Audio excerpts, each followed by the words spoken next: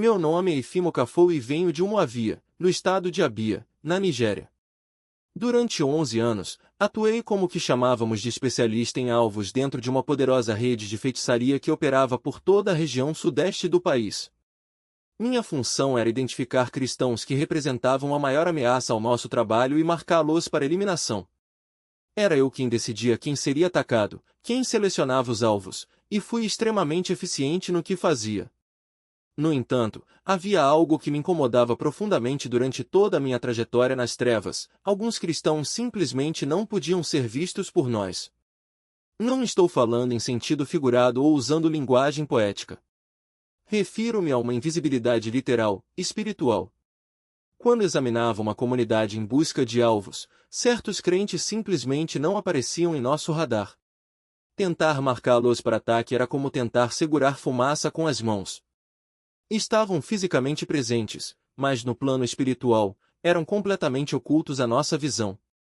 Isso nos deixava loucos, pois no reino das trevas, se você não consegue enxergar alguém, não pode atacá-lo. Se não consegue localizá-lo espiritualmente, não pode enviar demônios contra ele. Se não consegue observá-lo, não pode monitorá-lo.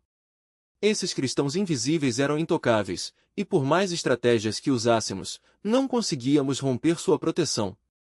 Se você está assistindo a este relato hoje e tem passado por situações como essas, pessoas em sua família que parecem saber tudo sobre sua vida, a sensação constante de estar sendo vigiado no mundo espiritual, todo o progresso sendo sabotado por alguém ou algo, indivíduos que nunca lhe fizeram mal demonstrando ódio sem motivo, ou até mesmo a impressão de ser alvo de destruição sem entender por quê, precisa ouvir o que vou revelar. Hoje, vou expor as 4 proteções que tornavam certos cristãos completamente invisíveis para bruxos como eu. Não são conceitos teóricos nem tradições religiosas vazias. São realidades espirituais concretas que bloqueavam nossa capacidade de enxergar e destruir determinados crentes. Quando você compreender essas proteções e aprender a ativá-las em sua vida, ficará inalcançável para qualquer bruxo, feiticeiro ou agente das trevas que esteja mirando em você. A primeira proteção que o torna invisível para as forças do mal é o abrigo do lugar secreto. No reino das trevas, tínhamos sistemas de vigilância altamente sofisticados. Demônios eram designados para monitorar conversas, espíritos compareciam a cultos para coletar informações, e tínhamos postos de observação que acompanhavam reuniões de oração para identificar intercessores poderosos. Nossa rede de inteligência era extensa e abrangente, mas havia um lugar que jamais conseguíamos invadir, o que a Bíblia chama de lugar secreto do Altíssimo. O Salmo 91:1 diz: aquele que habita no esconderijo do Altíssimo descansará à sombra do Onipotente. A maioria dos cristãos lê esse versículo como uma bela poesia, mas no mundo espiritual, ele descreve um local real, um refúgio, um esconderijo onde nenhum olho demoníaco pode ver e nenhuma mão de feitiçaria pode alcançar. Vou contar sobre um pastor que fui designado para destruir. Seu nome era Emanuel, e ele liderava uma pequena igreja em Nova York chamada Assembleia Águas Vivas. A congregação tinha cerca de 150 membros, mas crescia rapidamente. Nosso coordenador regional havia recebido relatórios de que esse pastor estava se tornando eficaz demais. Muitas pessoas na comunidade estavam se convertendo, muitos libertos estavam saindo da igreja, viciados em drogas estavam sendo libertos, e casamentos que destruíamos havia anos estavam sendo restaurados. Ele estava atrapalhando nossas operações em toda aquela área e precisava ser eliminado. Fui encarregado de localizá-lo espiritualmente e marcá-lo para ataque. Comecei a vigilância numa segunda-feira de manhã.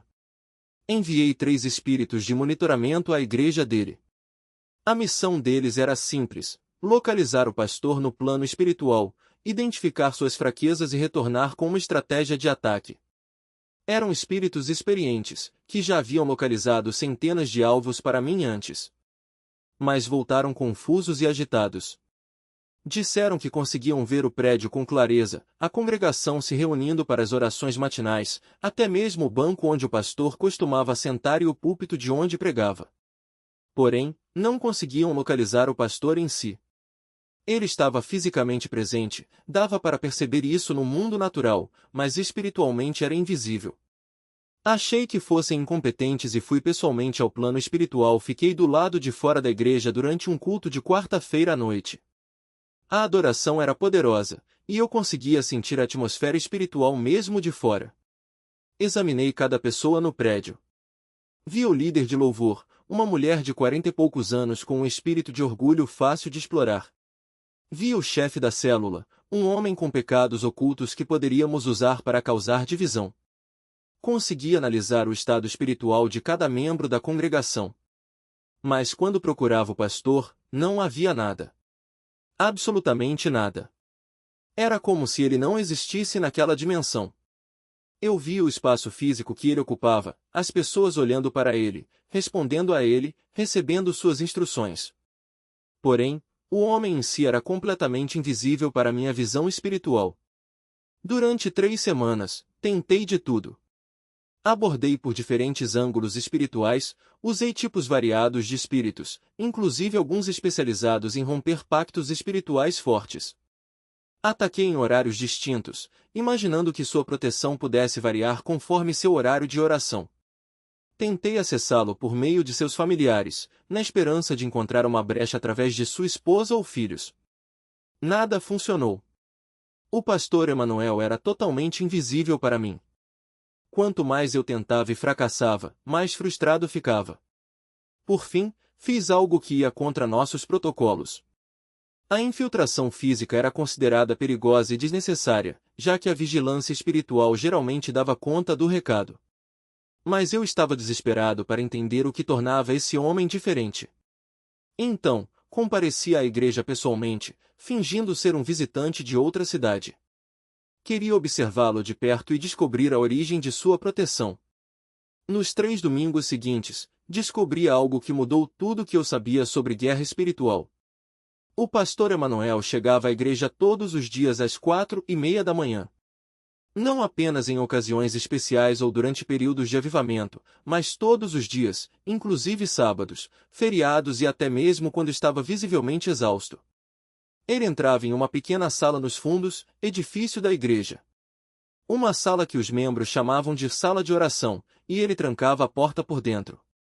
Durante 3 horas, permanecia ali, sozinho, em completa solidão. Ninguém mais tinha permissão para entrar naquele período. Ninguém, nem mesmo sua esposa, sabia exatamente pelo que ele orava. Quando perguntei sobre sua rotina, disfarçado de visitante curioso, ela me disse que não conhecia os detalhes de suas orações matinais. Contou que ele fazia aquilo havia mais de 15 anos, desde o início do ministério. Os membros da igreja haviam aprendido a respeitar aquele tempo sagrado. Nenhuma emergência era urgente o suficiente para interrompê-lo antes das 7:30 da manhã. Nenhuma reunião era importante o bastante para começar antes que ele saísse. Suas 3 horas no lugar secreto eram absolutamente negociáveis. Ao final desse período, ele emergia da sala, mas o que observei no reino espiritual, enquanto espiava de longe durante minhas visitas disfarçadas, foi algo que jamais havia visto. Quando saía daquele recinto, estava envolto em uma cobertura que eu não sabia descrever. Era como um manto da presença divina, tão denso que obscurecia completamente sua assinatura espiritual. Seu rosto brilhava com uma luz sutil, perceptível apenas para seres espirituais. E havia um aroma, não um cheiro físico, mas uma fragrância espiritual que deixava os espíritos demoníacos inquietos. A proteção era tão espessa que eu não conseguia ler seus pensamentos. Não identificava suas fraquezas. Não encontrava pontos de entrada para um ataque. Após aquelas 3 horas de comunhão secreta, ele se tornava, para nós, completamente invisível à vigilância demoníaca. Voltei ao meu covil e relatei o que havia descoberto. As bruxas mais antigas, mulheres que serviam às trevas havia décadas, convocaram uma reunião especial para analisar o caso. Uma delas, uma anciã chamada Mama Escuridão, a bruxa mais poderosa de nossa região, me explicou algo que jamais esqueci. Ela disse que o lugar secreto não era uma metáfora. Era uma localização espiritual real, que existia em uma dimensão entre a terra e o céu. Quando um cristão entrava ali por meio de uma comunhão genuína e oculta com Deus, ele saía do alcance de nosso monitoramento.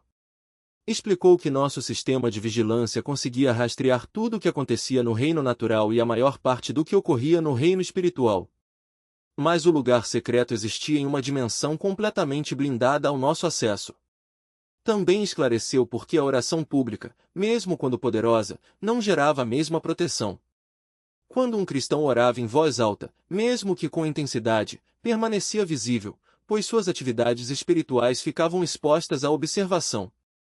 Nós podíamos ver pelo que orava, identificar contra o que lutava e preparar estratégias de contra-ataque com base em suas intenções declaradas. Mas quando um cristão orava em segredo, em verdadeira solidão, sem plateia humana, sua comunhão se tornava invisível para nós. Não conseguíamos ver o que recebia de Deus. Não sabíamos quais estratégias lhe eram dadas. Não podíamos nos preparar para armas que nem sequer conhecíamos. O pastor Emanuel permaneceu invisível para nós durante 7 anos inteiros. Insistimos em atacá-lo. Enviamos nossos agentes mais poderosos. Empregamos nossas estratégias mais sofisticadas. Tentamos atingi-lo indiretamente, por meio de seus familiares e membros da igreja. Nada funcionou. Aquele homem era intocável porque havia aprendido a habitar no lugar secreto de forma consistente e sem concessões. Agora, quero que você faça algo. Escreva nos comentários esta declaração: eu habitarei no lugar secreto. Faça isso agora. Porque quando você assume esse compromisso publicamente enquanto prática em particular, está enviando um aviso ao reino das trevas, você está entrando em uma dimensão de proteção que eles não podem penetrar. Não assista apenas a este ensinamento e siga em frente. Participe. Escreva nos comentários: eu habitarei no lugar secreto. Faça isso agora. Sua visibilidade para as trevas está diretamente ligada ao quanto de sua vida espiritual é conduzido em segredo. Mas há uma segunda proteção que o torna invisível às bruxas: a cobertura do sangue. Toda bruxa conhece o sangue de Jesus. Sabemos que ele é poderoso. Sabemos que é perigoso para nós. O que a maioria dos cristãos não entende, porém, é que o sangue não é apenas um conceito teológico. No reino espiritual, o sangue de Jesus cria uma cobertura visível que afeta o que podemos ou não enxergar. Deixe-me explicar como isso funciona a partir de nossa perspectiva.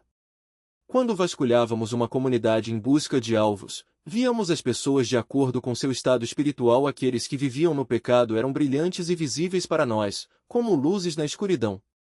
Conseguíamos enxergar suas fraquezas, suas brechas, seus pontos de vulnerabilidade. Já os cristãos que haviam aplicado o sangue de Jesus eram diferentes. Eles apareciam cobertos por uma substância que turvava nossa visão. Preciso ser honesta com você. Contar essa história é difícil, porque me lembro de como comemorávamos ao identificar um alvo. Lembro-me da satisfação que senti ao marcar alguém para a destruição. Lembro-me de rir quando nossos ataques davam certo. E agora, ao ver o dano que causei, gostaria de desfazer cada um deles. É por isso que quero falar sobre algo chamado Protocolo de 21 dias para o avanço. É uma abordagem sistemática para ativar todas as proteções que estou revelando hoje. Não se trata apenas de ensinar sobre elas, mas de mostrar como estabelecê-las permanentemente em sua vida, como mantê-las diariamente e como repará-las quando forem danificadas. A verdade é que muitos cristãos conhecem o sangue de Jesus em teoria, mas não sabem como aplicá-lo de forma eficaz. Não sabem como manter sua cobertura ativa no dia a dia, e essa lacuna de conhecimento era exatamente o que explorávamos. O link está na descrição. E se o que estou compartilhando hoje está abrindo seus olhos, esse protocolo o levará mais fundo do que qualquer vídeo isolado pode fazer. Voltando à segunda proteção, havia uma família em nossa região que nosso coven vinha perseguindo por 3 gerações, os Vatioku. O arquivo deles era um dos mais espessos em nossos registros, pois a relação entre nosso reino e seu sangue remontava a mais de 70 anos. A bisavó, uma mulher chamada Mama Shinvi, havia feito pactos com nosso reino em um momento de desespero. Ela era estéril havia 12 anos, em sua aflição, procurou um poderoso feiticeiro nativo. Fez um pacto de sangue, em troca de filhos, dedicou o primogênito e todos os primogênitos homens de sua linhagem ao reino das trevas. O pacto determinava que todo primogênito homem morreria antes de completar 35 anos, e suas almas pertenceriam ao nosso reino. O acordo foi cumprido à risca por 3 gerações. Meu antecessor viu o primeiro filho de Mama Shinvi morrer aos 32, vítima de uma doença misteriosa. O primogênito desse filho faleceu aos 29, em um acidente de carro. O próximo na linha, um jovem chamado Kofi, estava prestes a completar 30 anos. Nossa expectativa era alta. Todos os preparativos para sua morte já estavam em andamento. Mas então, algo inesperado aconteceu. Em várias cidades do país. Durante 2 décadas, ele enfrentou concorrência desleal, sabotagens financeiras e até tentativas de assassinato, todas orquestradas por forças ocultas que viam seu sucesso como uma ameaça.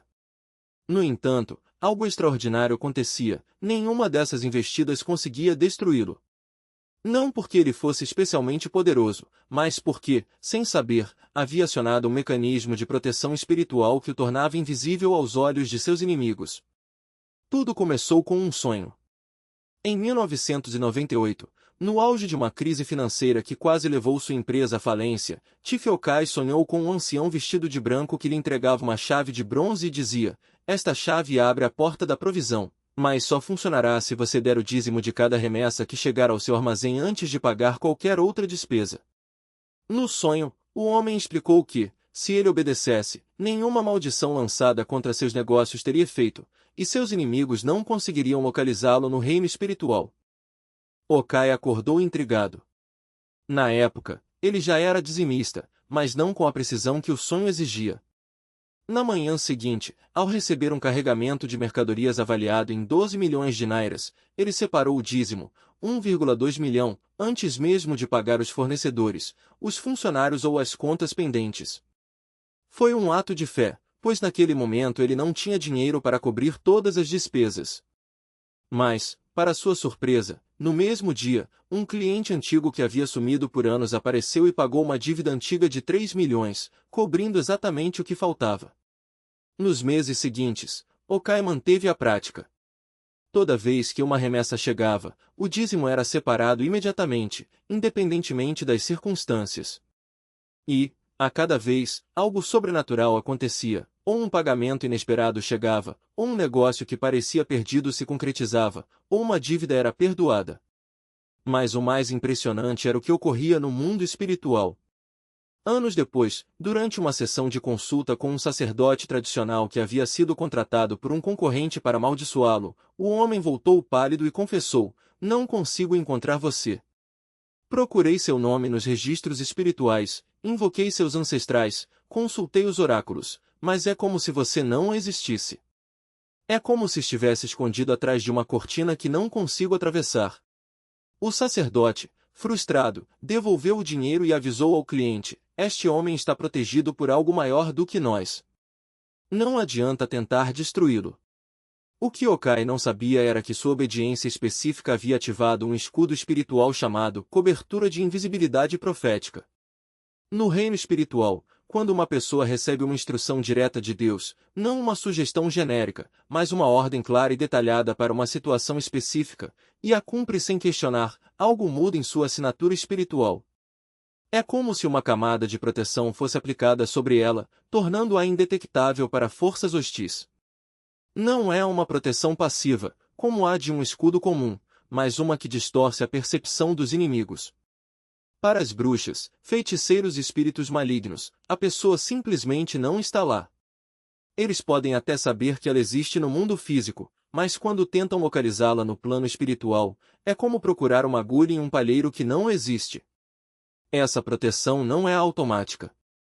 Ela exige 3 elementos fundamentais: revelação clara, obediência imediata e consistência absoluta. No caso de Okai, a instrução foi específica: dê o dízimo de cada remessa antes de pagar qualquer outra dispensa. Não era dê o dízimo quando puder, ou dê o dízimo no final do mês.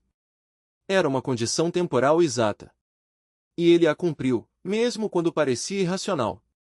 Quando sua empresa estava à beira da falência, ele continuou separando o dízimo primeiro. Quando os bancos ameaçaram tomar seus bens, ele não cedeu. Essa fidelidade inabalável criou uma barreira que seus inimigos não conseguiam romper. Há outro exemplo ainda mais impressionante, o de uma jovem chamada Amina, que vivia em um vilarejo onde as mulheres eram sistematicamente atacadas por espíritos de esterilidade. Toda mulher que completava 25 anos sem filhos era considerada amaldiçoada, e muitas morriam em rituais de purificação. Amina, porém, havia recebido uma palavra profética aos 18 anos. Quando você completar 25, lave seu corpo com água misturada a 7 folhas de ninho e 7 grãos de pimenta da Jamaica, e declare, pelo sangue de Jesus, nenhum espírito de esterilidade tocará meu ventre. Durante 7 anos, Amina guardou essa palavra em segredo. Quando chegou o dia do seu 25º aniversário, ela seguiu as instruções à risca, mesmo sem entender o motivo. Naquela mesma noite, um grupo de feiticeiras do vilarejo se reuniu para realizar o ritual de esterilidade contra ela. Mas quando tentaram invocar seu nome, algo estranho aconteceu. Uma delas gritou: "Ela não está aqui. Não consigo vê-la." Outra disse: "É como se ela tivesse desaparecido." Elas tentaram de tudo, invocaram seus ancestrais, usaram objetos pessoais de Amina, até mesmo sangue de animais, mas não conseguiram localizá-la no reino espiritual. No dia seguinte, Amina descobriu que estava grávida. As mesmas mulheres que haviam tentado amaldiçoá-la agora a olhavam com medo, pois sabiam que algo sobrenatural a protegia. A diferença entre Amina e as outras mulheres do vilarejo não foi sorte, nem um dom especial. Foi obediência. Enquanto as outras seguiam tradições genéricas, rezavam, faziam oferendas, usavam amuletos, Amina recebeu uma instrução específica e a cumpriu exatamente como foi dada. Essa precisão ativou um mecanismo de proteção que as forças das trevas não conseguiam compreender.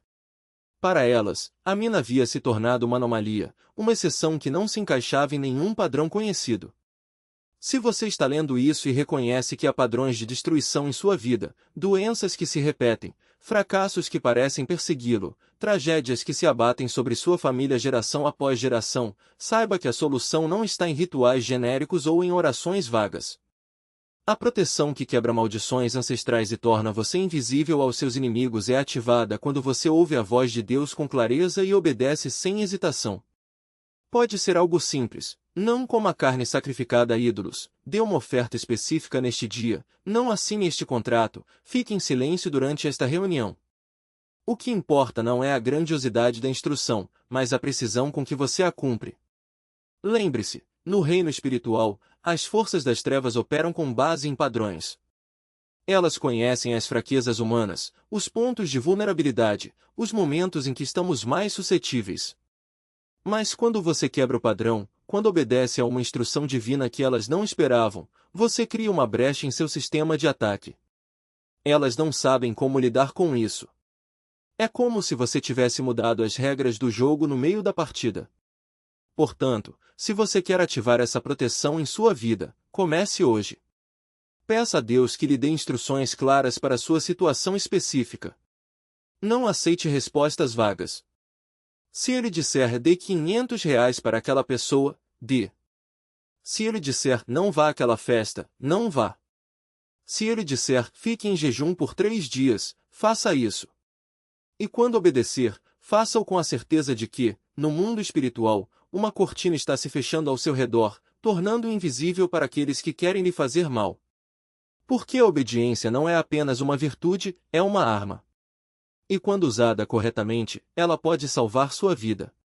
Alguém, quando você guarda ressentimento, quando deseja vingança ou alimenta ódio no coração, é como se você acendesse uma lanterna no mundo espiritual. Aquela luz atrai exatamente o que você mais teme. As bruxas, os feiticeiros, os espíritos malignos, todos eles enxergam essa energia com clareza. É como um farol que diz: aqui está alguém que podemos manipular. Aqui está alguém que podemos usar para espalhar mais dor.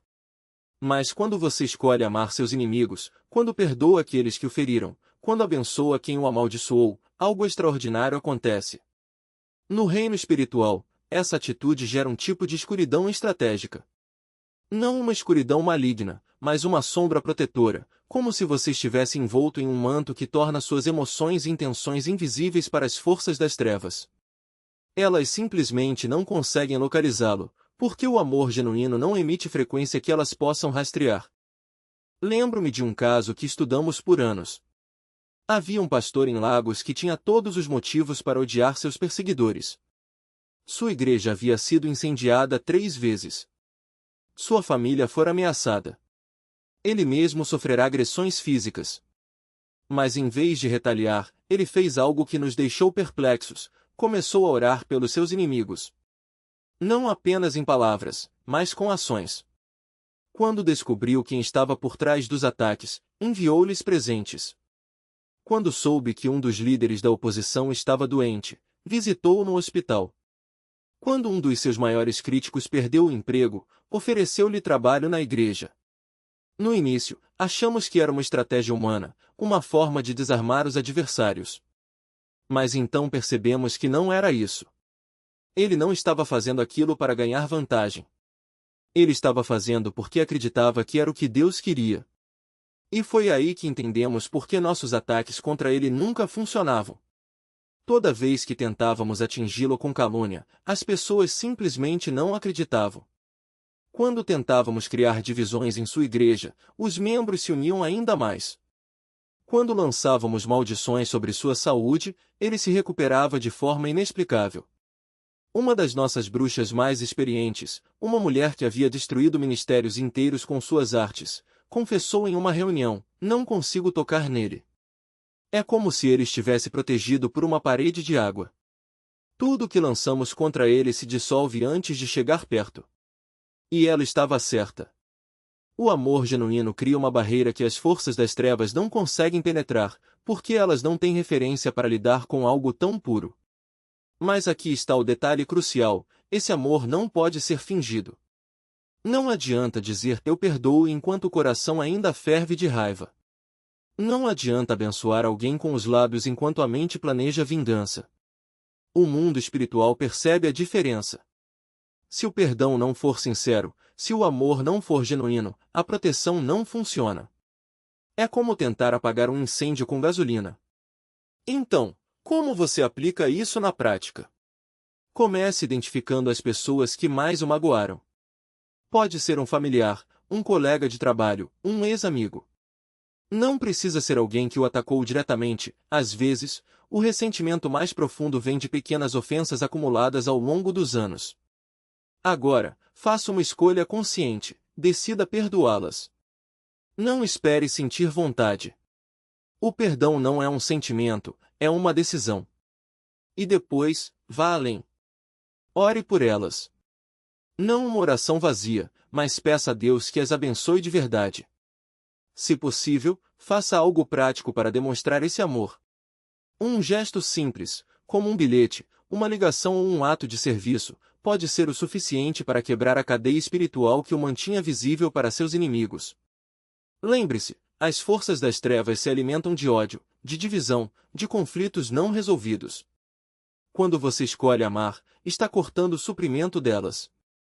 E mais do que isso, está se colocando sob a cobertura de Deus, porque a Bíblia diz que o amor cobre uma multidão de pecados. 1 Pedro 4:8. Não é apenas uma frase bonita, é uma lei espiritual. O amor genuíno é uma das armas mais poderosas que você pode usar contra as trevas, porque ele não apenas protege, mas também transforma. E no mundo espiritual, transformação é derrota para o inimigo. Desejado mal a quem te feriu, saiba que essas emoções não ficam escondidas no mundo espiritual. Elas funcionam como um farol, atraindo a atenção das trevas.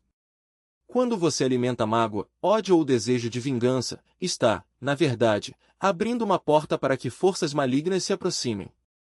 É como se você acendesse uma luz no escuro e dissesse: "Estou aqui, venham me atacar." Mas quando você escolhe perdoar, algo extraordinário acontece. A Bíblia nos ensina: amai os vossos inimigos, bendizei os que vos maldizem, fazei bem aos que vos odeiam e orai pelos que vos maltratam e perseguem. Mateus 5:44. Muitos cristãos conhecem esse versículo, mas poucos entendem o poder espiritual que ele carrega. Não se trata apenas de uma recomendação moral, é uma estratégia de guerra. Quando você perdoa de verdade, não com palavras vazias, mas com o coração, está desarmando o inimigo. Você se torna invisível para os ataques, porque o amor genuíno quebra as correntes que o prendem àquele que te feriu. Vou contar sobre uma mulher que chamarei de Irmã Adara. Ela era professora de inglês e literatura em uma escola secundária em Alca e estava casada há 7 anos com um homem chamado Irmão Shidi. Juntos, tinham 2 filhos pequenos.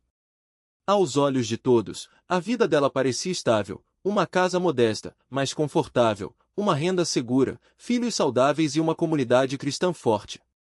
No entanto, havia uma força trabalhando silenciosamente para destruir tudo o que ela havia construído. Uma cunhada, chamada Amaka, nutria um ciúme doentio por Adara desde o dia em que Shidi anunciou o noivado. Amaka acreditava que Adara não era digna de seu irmão, que ele merecia alguém melhor. Com o tempo, esse ressentimento se transformou em ódio, e ela buscou ajuda no reino das trevas.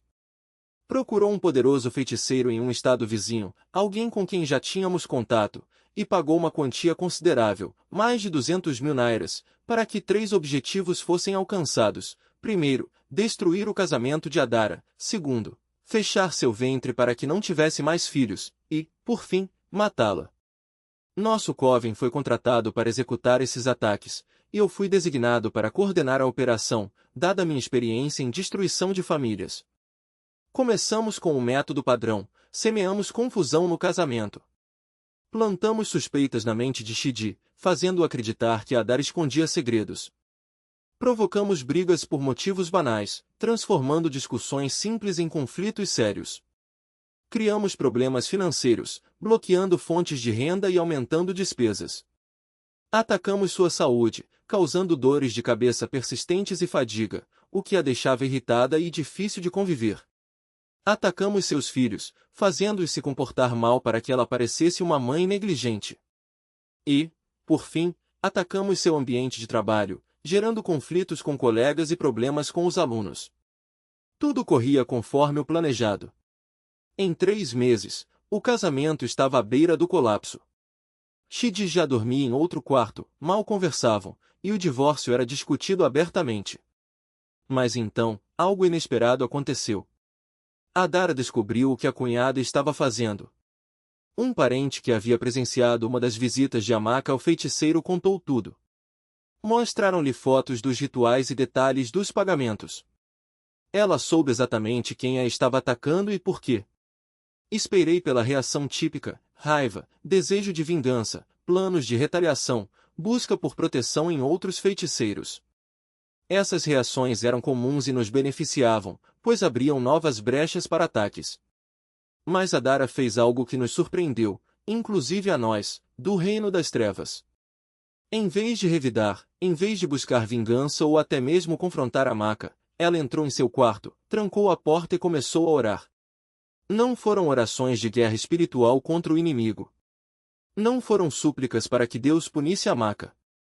Não foram palavras de amarração ou libertação.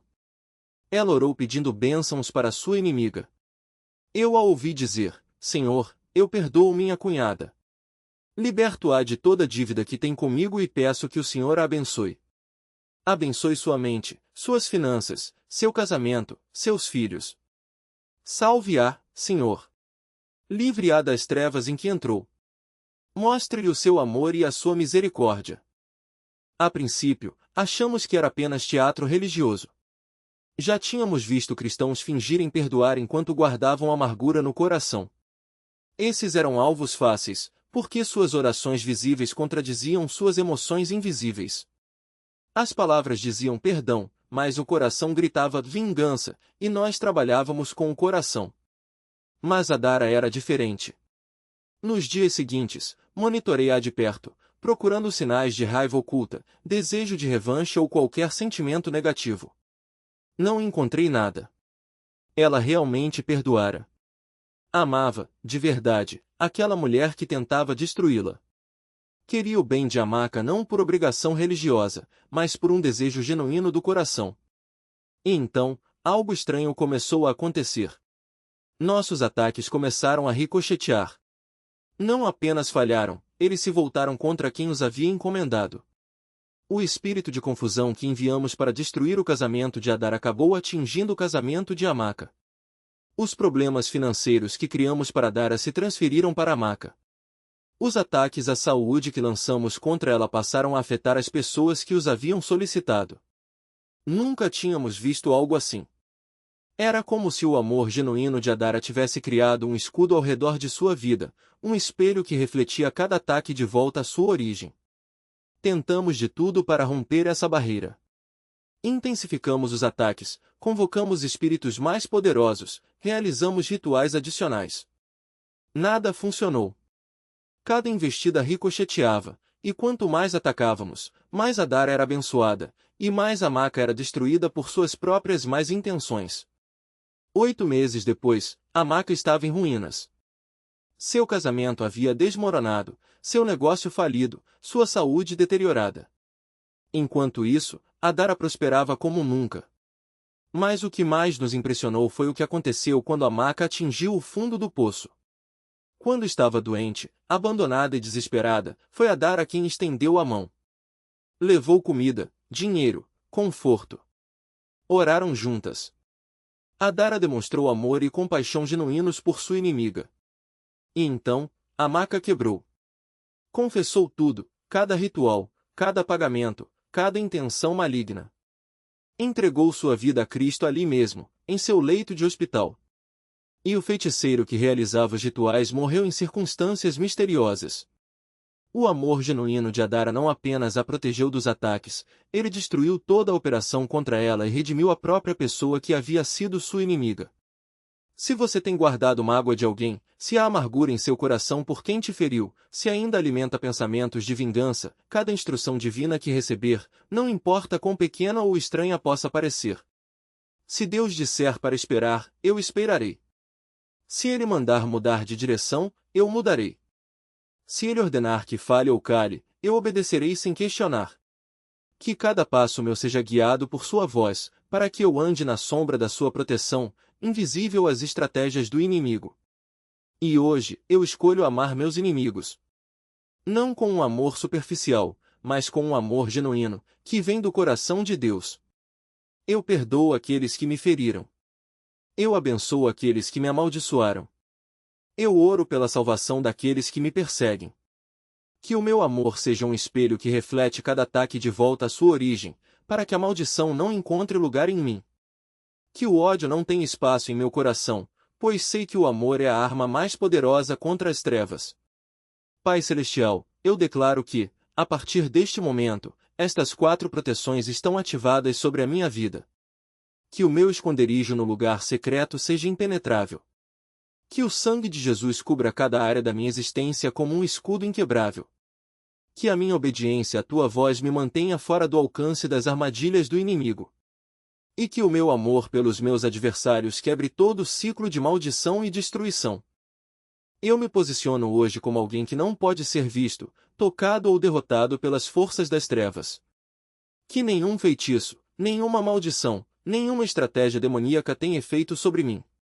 Que eu ande neste mundo como Papa Nandi andava, invisível, intocável e invencível.